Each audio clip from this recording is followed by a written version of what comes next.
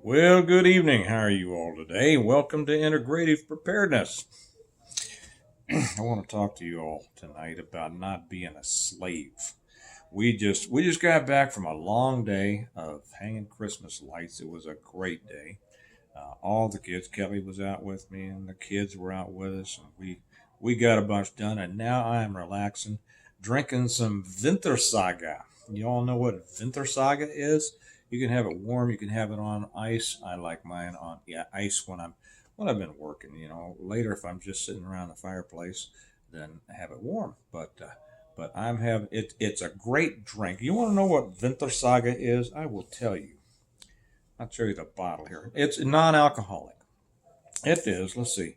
It is mulled flavored fruit drink, flavored juice drink blend of grape, apple, and lemon juices from concentrate with other natural flavors.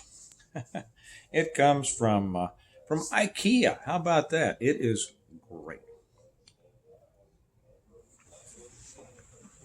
I got home. Why do I want to talk to you about not being a slave? Because I think that many preppers are on the home stretch of being a slave, being slaves. They're very close to being slaves and don't even know. They don't even know it. And what I'm going to talk about here, a matter of fact, the fact that we were out, what we were doing today falls into that.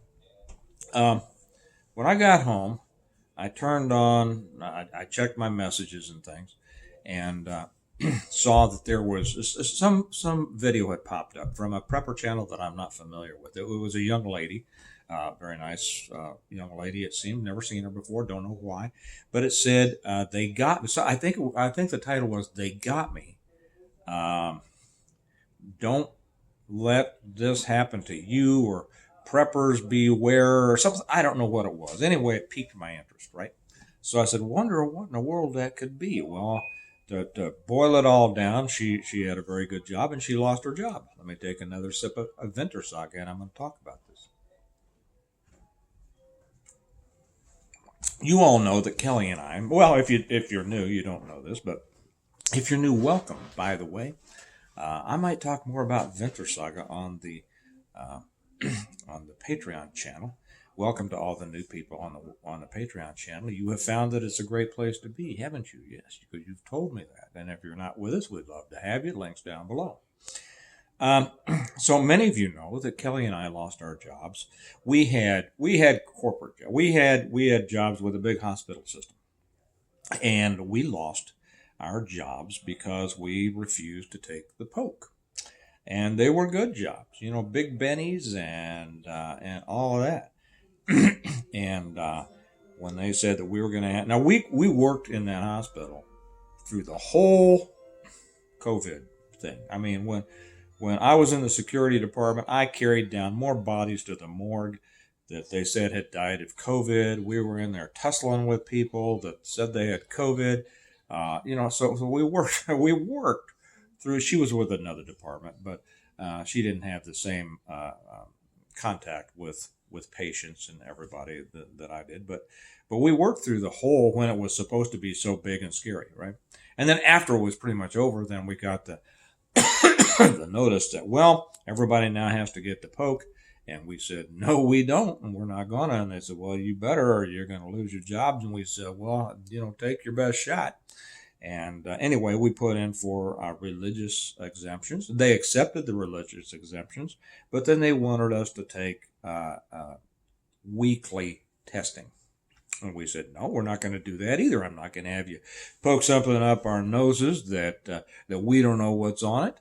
And if you're collecting our DNA or whatever, just not going to do it. First off, it was, well, all sorts of reasons. It doesn't matter. I've covered that before. The thing is this. They thought that they had us over a barrel because they couldn't imagine that we would be willing to lose two good jobs. What they thought was the only two good jobs in the family. What they didn't know was we had many other streams of income. We didn't rely on them. They thought that we relied on them, but we didn't. And I was making more off of my books than, for anybody who doesn't know, I'm a writer. I'm the author of the Stonemont series. And most of the people at the hospital didn't know that, but I made more off of that than I did my job. So we lost our jobs. And you know what happened to us? Were we slaves that we had to stay there for a job and take the poke? No, no, because we had already set ourselves up to be able to live independent of them. You've heard me say that the whole purpose of preparedness, especially integrative preparedness, is to be able to live independent, totally separate from dependence on all of those external systems over which you have little or no control. Right? Now, there's nothing wrong with having a great job. I mean, it brings in a lot of money, it brings in a lot of bennies. There's a lot of perks to it, right? But having it and needing it are two different things. Now, this young lady, I guess that she lost her job and she's in a pickle, and a lot of people have found themselves in that way. A lot of preppers are in that spot. Robotics are coming in, AI is coming in. I remember, way back in the 70s, I guess. I remember when the auto workers were saying they were going to go on strike or something. I don't know. And they said, so some guy came on TV, right? And I think at the time they were making like $18 an hour, which was big money back then. And the guy came on and said, I'd like to see a robot do my job, screwing on a bumper 8 hours a day, right? Nothing, not putting down auto workers. But the thing is, have you seen an auto plant lately? Robots, right? More robots coming. Are you prepared for that? Another sip of Wintersaga.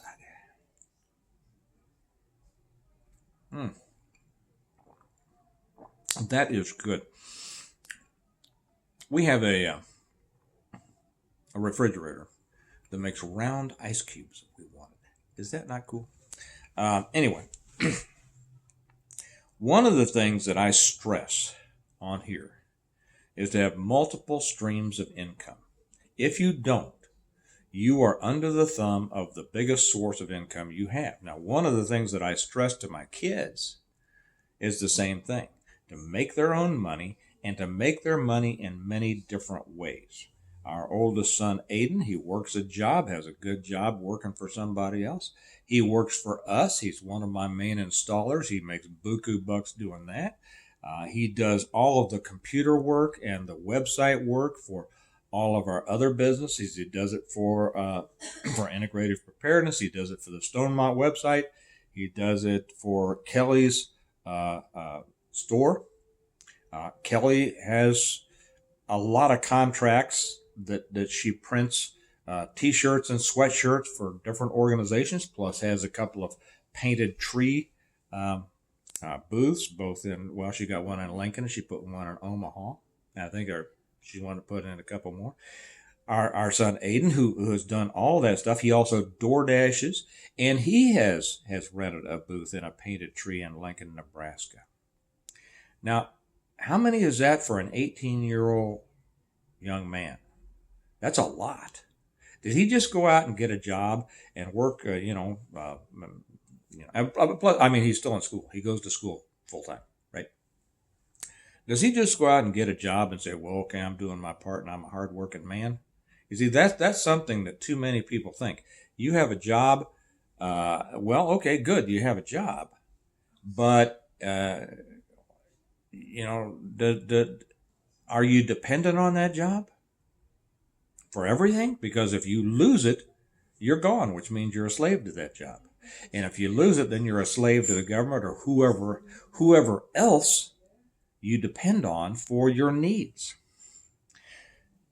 I tell my kids, and the other kids work for us too. They went out today, they made money putting up Christmas lights. I don't know. I'm not going to go into the other businesses that we have, but we have a variety of businesses, and you should too. I'm not telling you this to say you should do something that I don't do. I do everything I recommend you do. I've been at this a long time. I've been involved in preparedness for 50 years. I'm not a newcomer to this stuff. I'm not one of those fear mongers that gets on and tells you to be afraid of everything. What I tell you is that you're responsible for your independent living. and your survival and your preparedness. You are responsible. The only limits that are out there are the ones you put on yourself. You have to decide what your limits are. And I'll tell you what, I've heard a lot of people have come to me over the years with problems and questions about how do I get ahead? How do I do this? How do I do this?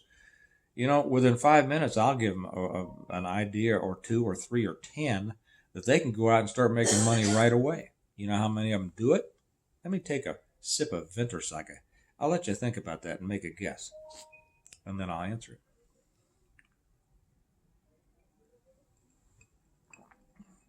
How many do it? Very few. There's been a couple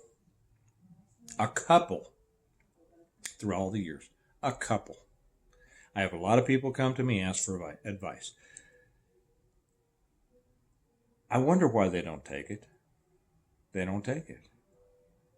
It's almost like it's kind of like a certain kind of prepper who thinks that being worried about something, being fearful about something, watching a preparedness video about World War III or the latest contagion or H5N1 or, the WEF, whatever, the globalists, whatever, who watches these things, who consumes this, who gets all upset and then thinks that they've done something about it. It's the same thing with people who don't get out there and do what they should do to create their independence.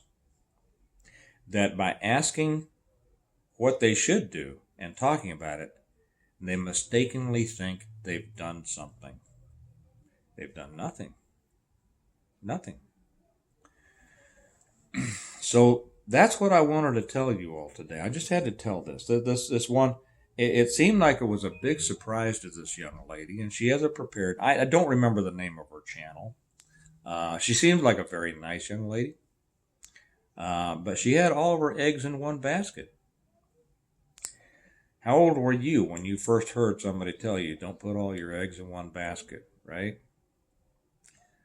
And yet, what happens? That's what happens. Okay. So, trust in the Lord. Ask Him to direct you.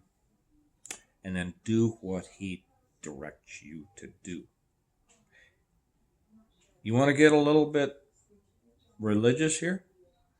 God wants you to do better than you want to do. Think about that for a minute. Most people really don't want to do that well. They really don't. Most people would rather, as a matter of fact, a lot of people, and especially in the preparedness world, I've been kind of easy on this. I've stayed away from this for years, never wanted to really insult people, and I don't say this to insult people, but too many preppers are just jealous of people who do better than they do. They for some reason think that there is some honor in poverty, of not, of just living a very subsistence life. That's not what real preparedness is. Preparedness is being prepared, being ready, being able to sustain yourself well, no matter what comes along. Okay, job loss, crash of the economy, war, whatever it is. But it's up to you to do it. And you can do it. You can do it. The only person who is going to stop you from doing it is you. So don't be a slave. That's one of the things I preach this to my kids all the time. If you are not in control of your own life, you're a slave to whoever has the control of that part of your life. So think about it. Are you a slave?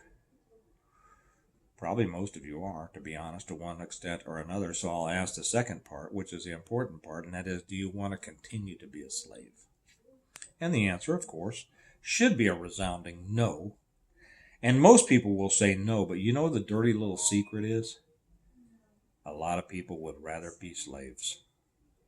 A lot of people would. They'd rather be slaves and complain about it than do what it takes to get out there and scrap and develop a life and build a life that results in real freedom. Okay. I hear that in the other room that Kelly has a Hallmark Christmas movie on. I'm going to go in there and continue drinking my Winter Saga and watch a Hallmark Christmas movie. I hope you all are having a good night. I hope that if you needed to hear what I said tonight, that you'll think about it and that you'll do something about it. And remember that we prepare well today in order to live well tomorrow. You should want to live well tomorrow. I don't understand why anybody wouldn't. But if you want to live well tomorrow, you have to prepare well today. So get out there. Free yourself from the chains of slavery to others who don't care about you. And follow the path the good Lord has for you, because it's probably better than you can imagine. All right.